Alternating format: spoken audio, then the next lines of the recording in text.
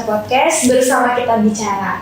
Nah, setelah 1 tahun vakum dari dunia perpodcastan, akhirnya kita kembali Berkaca Podcast dengan tampilan yang berbeda yang pastinya mengundang narasumber-narasumber yang keren-keren banget untuk memuaskan rasa kepo kalian terhadap sekolah vokasi, kampus vokasi, dan juga Politeknik Negeri Bali.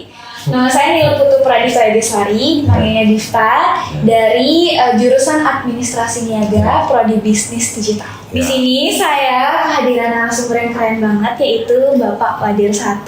Om Swastiastu Bapak. Om Swastiastu. Selamat siang. Selamat siang. Hari ini kita akan sedikit membahas tentang Politeknik Negeri Bali dan juga Bapak Wadir yang baru aja ya kemarin dilantik ya Pak. Ya, dan juga sedikit tentang pendaftaran mahasiswa baru seputar Politeknik Negeri Bali. Halo Bapak, ini pertama kali kita bertemu ya Pak. Ya, saya terima kasih sebelumnya Bapak udah bersedia hadir menjadi narasumber di Berkaca Podcast ini setelah 1 tahun vakum. Ya. Ini kita pertama kali undang Bapak nih. Begitu. Jadi mungkin yang belum tahu Bapak merupakan Bapak Wadir 1, boleh mungkin diperkenalkan ke teman-teman Sivitas Akademia Politeknik Negeri Bali. Ya, saya panggil adik Difta. Difta. Iya, Difta. Baik. Baik, perkenalkan saya adalah Wadir 1 yang dimana saya ditugaskan sebenarnya di dosen di jurusan teknik mesin. Ya. Kebetulan sekarang saya menduduki jabatan yang kedua kalinya. Ya, setelah 4 tahun berjalan, sudah itu. Walaupun dalam kondisi pandemi, COVID dan sebagainya, tetap kita bisa kuatkan vokasi itu sendiri. Ya, mudah-mudahan di tahun ini akan lebih giat lagi, ya lebih meningkat lagi, karena saya kira kondisi pandemi COVID sudah menurun. Nama saya sendiri adalah Anak Agung Bagus Mulawarman. Saya asli dari Denpasar, khususnya Denpasar Timur lah. Saya sudah bertugas di sini mulai di tahun 1992. Saya mungkin anak-anak PNB ini pada belum lahir nih angkatan yang sekarang. Saya lahir 2003. 2003 ya. Jadi sudah lama banget ya Pak? Iya, sudah lumayan lah. Ya. Panggilan dari Bapak nih? Saya panggilan saya Pak Agung. Pak Agung. Iya. Nah, tugas dari Wadir 1 tuh kira-kira apa aja sih Pak? Kan mungkin yang belum tahu nih. Wadir kan ada, kalau nggak salah ada 4 ya. Ya. Nah, Wadir 1 itu mengurusi bagian akademik. Iya. Kira-kira apa saja sih keseharian Bapak sebagai Wadir 1 Politeknik Negeri Bali ini? Iya. Nah, sebagai Wadir 1 khususnya, karena di sini kita memang sekarang sudah punya 4 wadir ya, 4 wadir. Jadi khusus untuk Wadir 1 itu menangani masalah PBM, proses belajar mengajarnya. Jadi di mana proses belajar mengajar itu akan dikontrol, kontrol aktivitasnya, absen, capaian pembelajaran daripada mahasiswa yang harus dapatkan, kehadiran dosen dan seterusnya. Nah, di sana sudah ada kontrak kerja apa yang harus tercapai dalam 1 semester ataukah nanti dalam 3 tahun kalau dia diploma 3, 4 tahun kalau dia diploma 4, ya, dan seterusnya. Nah, itu pekerjaan sehari-hari kita ya seperti itulah ya. Jadi kontrol dalam proses pembelajarannya. Iya. Dan di samping juga ada wadir-wadir yang lainnya dengan tugasnya masing-masing. Iya. Nah, jadi Politeknik Negeri Bali ini kan merupakan kampus vokasi ya. Jadi dia tuh namanya Politeknik. Jadi di kampus ini tuh ada D4, D3, ada juga sekarang D2 fast track ya Pak ya? Iya, betul. D2 fast track. Nah, dari perspektif Bapak nih, apa sih keunggulan dari kampus vokasi dibandingkan kampus biasa? Mungkin yang pengen masuk di kampus vokasi biar lebih yakin lagi pengen masuk Politeknik. Satunya Politeknik Negeri Bali ya yang paling wah gitu di Bali. Kira apa sih Pak? Ya. Nah, boleh saya tegaskan di sini bahwa Politeknik Negeri Bali itu adalah satu-satunya perguruan tinggi vokasi negeri yang ada di Bali. Ini kita harus bangga. Ini jadi satu-satunya yang negeri, yang swasta sih ada ya, yang negeri. Dan di mana model pembelajarannya itu di Politeknik Negeri Bali karena ini berbasis vokasi, ya sudah barang tentu berbeda dengan akademis. Ya, kalau di pendidikan vokasi itu adalah memprioritaskan prakteknya 70%, teori cuma 30%. Kalau di akademis itu kebalikannya. Lebih banyak. Ya, lebih banyak teorinya daripada prakteknya. Nah, dalam hal ini vokasi itu adalah suatu perguruan tinggi yang betul-betul mendidik kita dari awal, di mana proses pembelajaran itu sudah dilakukan secara paket. Paket itu begini, kita sudah ke kampus sesuai dengan komitmen waktu yang sudah ditetapkan dari jam 8 sampai jam 4. Bahkan bisa lebih daripada itu tergantung dari pengaturan jadwal itu sendiri. Artinya apa? Kita sudah mulai masuk ke ruang kerja di sana. Orang bekerja kan selalu ada rentang waktunya jam 8 sampai jam 4, istirahat jam 12 sampai jam 1. Jadi di mana mahasiswa itu di samping mendapat teori 30% itu kita praktekkan langsung. Jadi capaian pembelajarannya betul-betul apa yang dia pelajari, nanti apa yang dia kerjakan itu nanti bisa mereka selesaikan dengan tuntas. Nah, di sana akan dibarengi dengan kompetensi-kompetensi sesuai dengan semesternya. Jadi kalau di semester 1 apa kompetensi yang dia harus capai, kedua apa yang harus dia tempuh, dan seterusnya. Jadi saya kira pembekalan ini di samping teori dan praktek itu betul-betul mereka dapatkan. Dan mereka ini betul-betul diterjunkan ke dunia industri ya, untuk berkolaborasi dalam hal mengerjakan sesuatu. Apa sih yang dikerjakan dalam industri ya. Contohnya kemarin saya juga kan saya prodi baru nih Pak, bisnis digital. Saya juga banyak dapat praktek-praktek dalam hal digital dan juga langsung terjun ke industri. Ada juga kemarin sempat sertifikasi dan juga kunjungan industri langsung. Jadi kita memantau langsung ke industri bagaimana cara kerja mereka, dan kita juga sempat bertanya-tanya tentang perusahaan-perusahaan tersebut, bagaimana mereka mengelolanya. Jadi lebih bervariasi, bukan monoton aja Pak ya. Kita langsung kontak sama mereka. Nah, kalau saya boleh tambahkan ini, ya di sini kan kita memiliki yang namanya D3, sama yang namanya sarjana terapan, itu sama dengan D4. Ya, ada juga S2 pariwisata, perencanaan pariwisata. Itu, dan ada juga D2 fast track. D2 fast track tuh apa sih Pak? Mungkin yang belum tahu D2 fast track kan soalnya baru terdengar ya. Akhir-akhir ini sering banget dibicarakan tentang D2 fast track di Politeknik Negeri Bali. Kalau D2 fast track itu, ini kan suatu program yang baru diterjunkan atau di launching oleh Kementerian, tapi tidak baru-baru banget, sudah setahun yang lalu. Nah, ini merupakan suatu peluang yang cukup besar bagi teman-teman SMK, bagi adik-adik SMK ya, yang tamat. Ya, yang seharusnya D2 itu kan ditempuh harusnya 2 tahun. Ya, sedangkan di sini akan ditempuh cuma 1,5 tahun. Nah, bagaimana modelnya? Nah, ini D2 fast track ini kenapa kita wujudkan? Ya, kita kita bentuk itu karena kebutuhan industri. Industri banyak sekali membutuhkan D2 ini. Nah, di mana dalam proses ini kita akan duduk bersama antara institusi kita sendiri dengan industri, dengan SMK.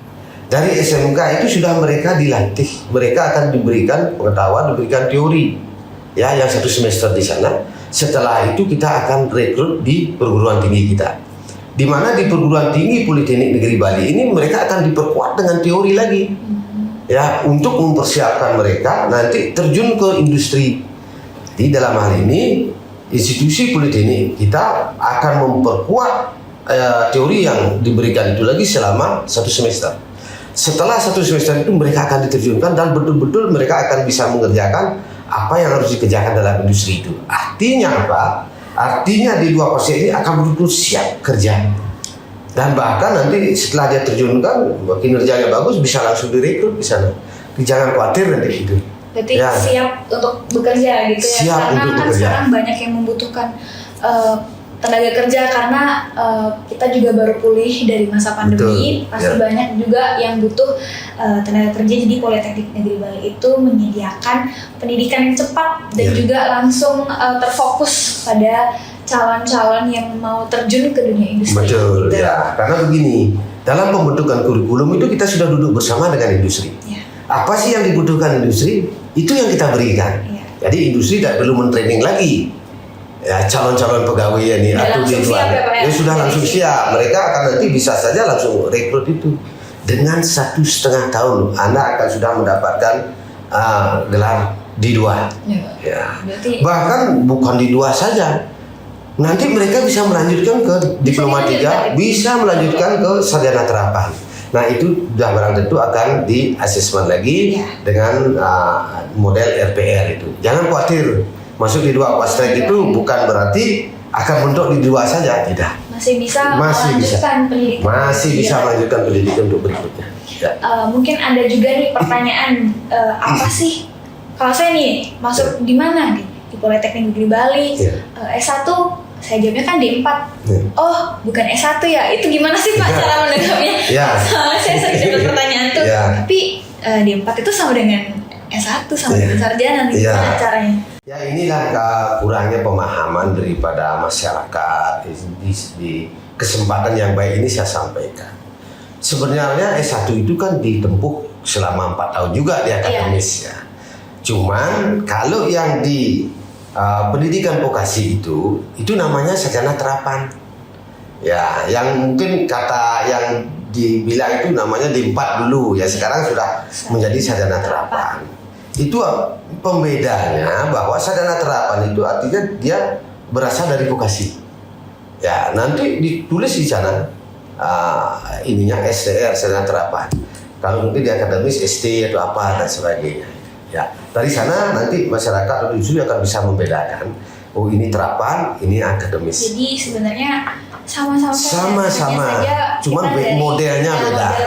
Kompetensinya, nilai lebihnya ada di kita. Ya, gitu. Ya.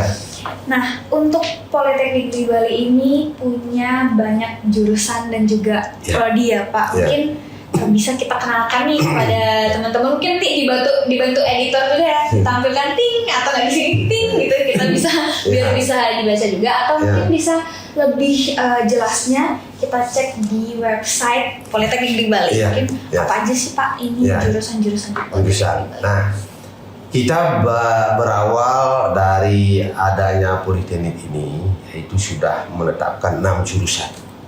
Ya, 3 ada di teknologi, 3 ada di komersi atau tata niaga.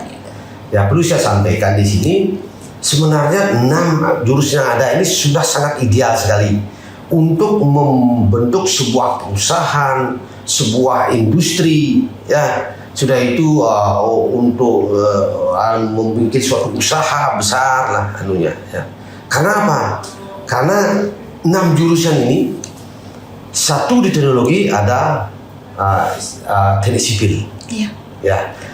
Teknik sipil ini terdiri dari beberapa prodi juga yang menunjang di sana.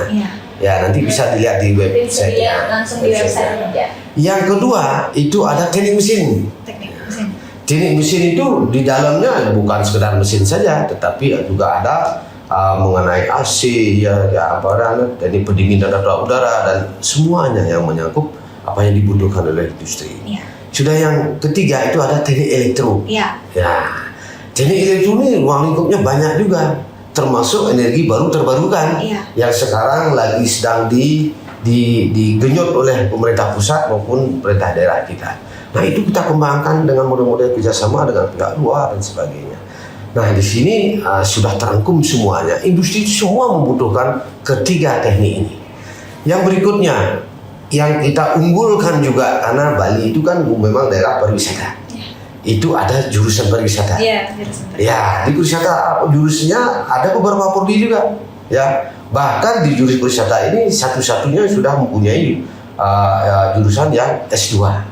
S2. Iya, S2 untuk perencanaan pariwisatanya. Itu satu-satunya, bahkan nanti akan ada menyusul lagi di jurusan yang lainnya. Ya, pariwisata ini terus kita genyot karena kita kuatkan karena ini merupakan suatu ikon kita, karena Bali kebetulan merupakan suatu pariwisata yang dicari oleh dunia di sini. Nah, sudah itu yang kedua ada jurusan akuntansi. Ya, semua industri akan membutuhkan tenaga keuangan akuntansi, penghitungan pajak dan lain sebagainya. Nah, di akuntansi ini pun ada banyak prodi juga. Nah, Begitu juga berikutnya dengan administrasi niaga, ya termasuk ada ini bisnis digital. Bisnis digital ini sudah satu-satunya sudah unggul sekarang. Di samping juga prodi yang lainnya kita sudah banyak punya administrasi A. Ya, administrasi A itu. Nah, jadi misi kita ini betul-betul mendapat sambutan sangat baik sekali di awalnya, apalagi di masa pandemi ini. Kedepannya itu semua akan berbasis digital. Itu saya kira. Jadi prodi bisnis digital ini maju banget ya Pak ya. Yeah. Sekarang juga banyak orang yang cenderung berbelanja lewat e-commerce, dan juga kita juga marketingnya lewat sosial media. Jadi prodi kita juga dan dari Politeknik Negeri Bali juga itu memikirkan nih di masa depan apa sih yang sedang maju biar kita kolaborasi langsung. Jadi apa yang industri butuhkan kita bisa menyediakan. Nah, perlu saya tambahkan juga ini dari prodi yang kita miliki ini sekarang kan ada sarjana terapan ada 13 kita punya. Ya, saya berikan diploma aja saja. Ya, sudah itu juga diploma 3 kita juga punya 13. Banyak ya Pak? Ya, 13. Nah, 13 ini 9 reguler ada di kampus pusat kita. Dan yang 4 lagi itu namanya program studi di luar kampus utama. Ini perlu saya berikan penekanan. Oh iya, mungkin perlu tahu kita juga punya kampus cabang ya Pak? Kampus cabang ada di Gianyar. Ada di Gianyar. Kenapa kita ada di Gianyar? Kita ingin menjemput bola ke sana. Kita juga ingin memajukan daerah Gianyar itu. Daerah Gianyar kan daerah pariwisata. Pariwisata. Jadi orang-orang Gianyar itu biar jangan jadi penonton dia di situ. Kita yang hadir ke sana dan kebetulan kita kerjasama dengan pemerintah Gianyar untuk bersama-sama, jadi disubsidi oleh pemerintah Gianyar, Pemda Gianyar itu dalam proses untuk meningkatkan SDM masyarakat Gianyar itu sendiri. Itu namanya kampus cabang. Kampus cabang itu kenapa nama kampus cabang itu karena dia bersinggungan dengan Kabupaten Badung ini. Jadi peminatnya banyak. Kita sudah buka 3 prodi di sana. Apa aja itu Pak? Itu prodinya adalah pariwisata. Sudah itu ada yang administrasi bisnis. Ada akuntansi. Dan akuntansi. Dulunya satu perhotelan saja. Tetapi begitu banyak yang lainnya peminatnya, begitu banyak yang membutuhkan lagi, kita buka prodi lagi. Mungkin di masa depan bakal lebih luas lagi mungkin. Lebih luas lagi. Nah, yang lainnya PSDKU, program studi di luar kampus utama. Jemrano kita jemput di sana. Wah. Ya, di Jemrano. Jadi orang Jemrano nggak perlu jauh-jauh harus ke kampus kita. Sini karena di kampus kita sudah penuh yang kuliah. Di sini di samping orang dari Bali, bahkan dari beberapa provinsi yang ada di seluruh Indonesia yang harus kita tampung di Politeknik Negeri Bali ini. Nah, begitu juga yang ada di Lombok Barat. Nah, ada juga Pak di Lombok Barat. Di Lombok Barat, bahkan saya sebagai Lombok Barat itu jangan jauh-jauh dia ke sini, kita tampung di sana sesuai dengan batasan prodi yang kita buka di sana. Tapi kalau begitu perkembangan sudah bagus, kita akan tambah prodi juga. Ya. Nah, yang lainnya mungkin masih bisa dia harus datang ke sini dengan prodi apa yang kita miliki. Ya. Sudah itu yang terbaru saya tekankan sekarang. Ada lagi. Yang terbaru, yang baru kita keluar izinnya. Ini sesuai dengan komitmen Bupati Karangasem. Ya. Karena Karangasem itu kan pariwisatanya berkembang betul. Ya, betul-betul memerlukan SDM yang memang harus dikembangkan di Karangasem itu sendiri. Kita membuka 2 prodi juga di sana, pariwisata dengan perhotelan dengan administrasi bisnis di sana. Banyak ya, berarti berapa ini? Di Lombok. Di Lombok. Di Karangasem, di Gianyar, Jembrana, dan di kampus di pusat di Jimbaran. Nanti tunggu lagi, kita akan buka lagi di depan-depan lain. Kita ingin semua kabupaten itu ada Politeknik Negeri Bali gitu. Nah, kalau misalnya sekarang kan berarti banyak nih mungkin yang interest pengen daftar di Politeknik Negeri Bali. Kita bakal ngomongin tentang, kan sekarang istilah-istilah berubah ya Pak. 2023 ini ada namanya SNPMB gitu. Seleksi Nasional Penerimaan Mahasiswa Baru. Ini ada 3 jalur, SNB, SDP Seleksi Nasional Berbasis Prestasi, SNBT Seleksi Nasional Berbasis Tes dan Seleksi Mandiri. Di Politeknik Negeri Bali ini buka di jalur apa aja sih Pak? Nah, ini karena kan sudah mendekati, bentar lagi. Sudah mendekati penerimaan mahasiswa baru. Ini yang perlu adik-adik SMK itu pahami betul. Ya, kita akan naikkan di web Politeknik Negeri Bali nanti, tapi secara umum saya berikan bayangannya. Dulu kita penerimaan mahasiswa baru itu lewat LTMPT, Lembaga Tes Masuk Perguruan Tinggi. Itu dulu di mana sarjana terapan kita itu digabung menjadi satu dengan akademis yang ada di seluruh Indonesia. Ya, dengan universitas-universitas, begitu juga politeknik ada masuk di dalamnya, tetapi dia yang sarjana terapannya. Ya, itu yang di tahun 2022. Ya, tetapi di tahun 2023 ini kita akan bergabung dengan SNPMB, Seleksi Nasional Penerimaan Mahasiswa Baru. LTMPT ini bertransformasi menjadi SNPMB. Banyak sekali ya singkatan-singkatan. Ya, Seleksi Nasional Penerimaan Mahasiswa Baru. Nah, ini nama barunya di tahun 2023 ini. Nah, bagaimana proses penerimaannya? Itu seperti yang disampaikan tadi, itu ada jalur pertama, yaitu SNBP, Seleksi Nasional Berbasis Prestasi. Nah, ini bisa diikuti oleh SMK, SMA seluruh Indonesia, di mana nanti prodi yang kita ikutkan dan akan bergabung di situ adalah sarjana terapan dan diploma 3. Berarti D4 dan D3. Yang tahun yang lalu di 2023 diploma 3 tidak ikut. Sekarang ikut. Sekarang ikut bergabung ini. Nanti prosesnya itu yang pertama di SMK atau SMK itu istilahnya mengisi pangkalan data sekolah dan siswa. Ya, itu sudah terjadwal itu. Jadi dalam jalur pertama ini guru-gurunya SMK itu mendaftarkan mahasiswanya ikut di jalur pertama ini.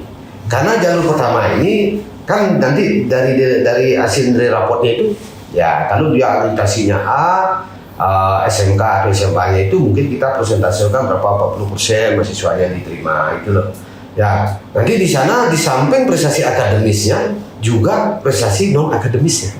Oh, berarti bisa prestasi? Bisa, ya akademis dan non akademis. Jadi semua prestasi? Iya, semua yang berprestasi kita bina di sini. Iya, kita bina. Kalau dia dapat juara nasional, apalagi internasional, kita kuatkan lagi di sini. Bukan akademis saja, tetapi non akademis juga kita akan tampung sesuai dengan kemampuan dia, kemampuan non akademisnya. Nanti ada kriteria-kriterianya itu. Nah, setelah itu nanti ini harus betul-betul diperhatikan oleh SMK dan SMA itu sendiri untuk mensupport anak didiknya, mendaftarkan anak didiknya untuk di jalur pertama ini. Karena jalur pertama ini ada kelebihannya, jalur pertama ini tidak bayar loh. Yang mensubsidi pemerintah. Oh, jadi langsung daftar? Iya, langsung daftar, nanti diseleksi, nanti akan diproses di pusat ya. Nah, kita pun akan ajak bicara ke sana, ada rapat di pusat ya dengan tim dari panitia SNPMB-nya ini, dan nanti baru akan diumumkan bersama-sama di seluruh Indonesia. Jadi kesempatan sangat bagus sekali kalau lulus di jalur pertama ini. Berarti dia mirip sama kalau dulu SNMPTN gitu namanya, kan dia pakai prestasi. Iya, kalau dulu istilahnya PMDK itulah. Yang bebas tes. Bebas tes ini langsung pakai nilai rapor. Iya, nilai rapor. Jadi kan kelihatan. Belajar ya teman-teman. Iya. Biar nilai rapornya bagus dan bisa keterima di universitas dan politeknik yang kalian inginkan. Bagi adik-adik yang tidak beruntung di jalur pertama itu ada jalur kedua, yaitu SNBT.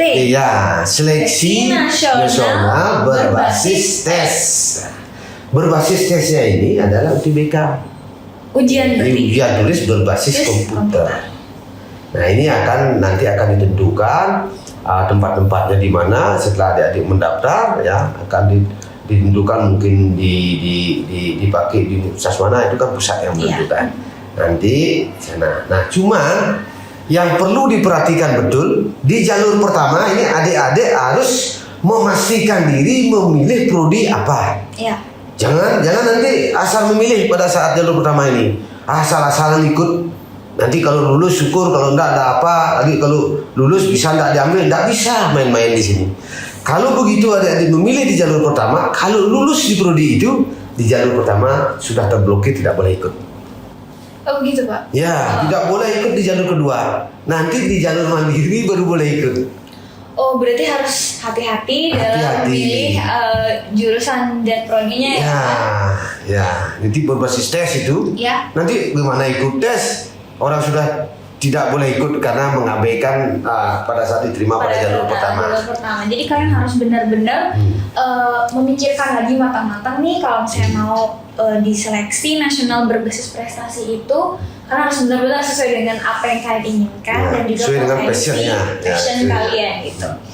Berarti ini tesnya bayar nggak sih Pak kalau misalnya tes yang kedua ini? Nah, kalau yang tes keduanya ini sesuai dengan ketentuan, bayar 200.000 sesuai dengan informasi awal. Bayar. Jadi 200.000. bayar ya guys tesnya, dan juga di kampus-kampusnya nanti ditentukan sesuai dengan pendaftarannya kan lewat website nanti ada aplikasinya, nanti adik-adik masuk ke sana pelajari itu, nanti semua akan ada webnya itu. Nanti belajar dari sana, ikut dari sana, bagaimana proses membayarnya ikut di sana. Dan nih kalau misalnya seandainya nih nggak lolos tes yang kedua ataupun pengen udah lolos yang pertama tapi pengen masuk boleh ya, seksi ketiga namanya jalur mandiri. Masih mandiri. Nah, jalur mandiri ini ada sedikit perbedaan. Di mana jalur mandiri itu kan adanya tes tulis langsung bisa. Berarti langsung? Ya, langsung ke kampus terkait ya. UTBK ini juga langsung kampus, tapi kampusnya ditentukan. Kalau misalnya kalian mau ke Politeknik Negeri 2 tentunya langsung datang. Ya, langsung datang ke sini. Ini seleksi mandiri ini yang mengadakan itu dari Politeknik Negeri. Iya, dari Politeknik Jadi kampus terkait ya Pak? Iya, kampus terkait. Tetapi soalnya itu nanti akan datangnya dari pusat. Ya, nanti ada forum direktur, forum wadir itu akan menentukan model soalnya apa. Sekarang secara umum mungkin model soalnya dari penerima usaha baru yang kedua dan ketiga itu banyak skolastik gitu ya. Ya, skolastik itu. Nah, cuman nanti jalur ketiga ini ada SPI, sumbangan pengembangan institusi. Nah, itu jumlahnya berbeda-beda. Ini resmi. Jumlahnya berbeda-beda sesuai dengan prodinya. Nanti ada ketetapan, ada ketentuan yang akan dicantumkan dalam web itu sendiri. Pertama mungkin kita dari anak-anak SMA sama SMK nih yang pengen mengikuti pendaftaran seleksi nasional penerimaan mahasiswa baru nih, apa aja sih yang harus mereka persiapkan? Karena kan Bapak pengalaman nih menjadi dosen, wadir juga, jadi kan di ruang lingkup kampus dan mahasiswa, apa sih tips-tips yang bisa Bapak kasih untuk anak-anak yang mau mendaftar di kampus? Ya, tip-tipnya ya sudah barang tentu nanti acuan daripada pendaftar dan sebagainya itu akan sudah tercantum secara keseluruhan. Tetapi secara pribadi ya adik-adik harus siap ya dengan materi nanti yang akan diteskan itu sendiri. Maka belajarlah dengan baik ya, banyak membaca, banyak mempelajari soal-soal skolastik yang nanti akan diberikan pada saat tes itu. Dengan makin banyaknya belajar soal-soal skolastik dan sebagainya, paling tidak kan otaknya terasah jadinya. Jadi sesuatu yang ingin kita capai itu akan memerlukan suatu perjuangan, karena ini kan persaingan tidak begitu mudah. Ya, karena Politeknik ini betul-betul perguruan tinggi negeri vokasi yang dicari-cari oleh masyarakat ini. Jadi persaingannya sangat ketat di sana. Maka persiapan diri, belajar berkelompok, dengarkan informasi-informasi, lihat web-web terus, ikuti semua apa yang disarankan. Nah, itu yang saya. Nah, selanjutnya nih mungkin tips lagi nih Pak, untuk anak-anak kampus mahasiswa seperti saya, anak-anak Politeknik di Bali mungkin, atau mahasiswa di luar sana yang pengen dapat tips dari Bapak, apa sih yang bisa Bapak kasih wejangan anak-anak mahasiswa yang sudah kuliah di sini, atau mungkin yang dimanapun yang mendengarkan video ini mungkin. Jadi sebelum saya ngasih tip goalnya dulu, ya ada tip goal ini kan. Nah, tip bagi yang masih kuliah, khususnya di Politeknik Negeri Bali, sekarang manfaatkan semaksimal mungkin sarana dan fasilitas yang ada dan program-program yang diterjunkan oleh kementerian seperti ISMAFU, pertukaran pelajar, MBKM ya, Merdeka Belajar Kampus Merdeka. Ini kan sesuatu yang sangat bagus sekali. Kita diberikan kebebasan sekarang untuk belajar. Tidak seperti dulu terkungkung harus di kampus saja. Sekarang ada pertukaran pelajar. Bahkan banyak teman-teman adik sendiri ya, kakak kelasnya yang sudah ada ke Prancis, ke Korea dan sebagainya, itu pengalaman mereka cukup banyak. Itu Merdeka Belajar Kampus Merdeka. Nah, ini ISMAFU apalagi dan sebagainya, banyak kok program dari kementerian itu dan pendananya dari sana. Makanya saya katakan jangan sia-siakan Anda kuliah di Politeknik Negeri Bali ini. Ya, dengan begitu banyaknya peluang-peluang yang ada. Dan selalu berinovasi, kreatif. Karena sekarang ada kan model pembelajaran project based learning. Iya.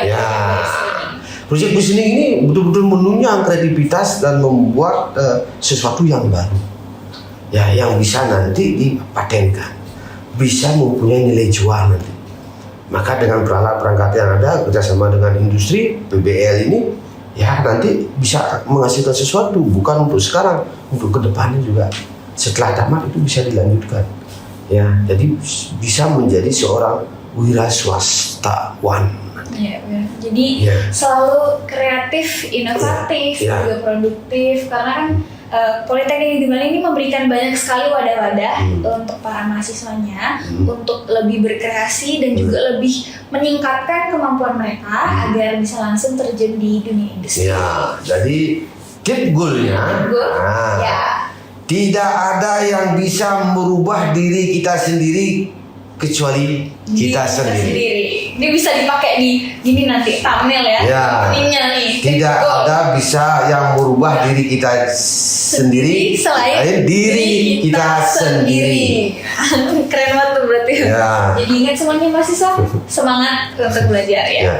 Dan untuk terima kasih banyak Bapak udah bisa menjadi narasumber di Berkaca Podcast bersama kita bicara yang udah 1 tahun vakum. Akhirnya kita bisa kembali lagi membuat perbincangan yang mungkin kalian pengen tanyakan nih. Nah, dan juga untuk kalian semua para penonton Berkaca Podcast yang pengen banget pertanyaan-pertanyaannya itu dijawab oleh narasumber kita, atau pengen undang mungkin narasumber mungkin selanjutnya Wadir 2 atau mungkin Bapak Direktur atau Kaprodi, mungkin kalian bisa komen aja di YouTube kita di Politeknik Negeri Bali. Pada prinsipnya kita di jajaran pimpinan kalau memang memerlukan informasi, pintu terbuka untuk kita semua pimpinan, khususnya wadir-wadir.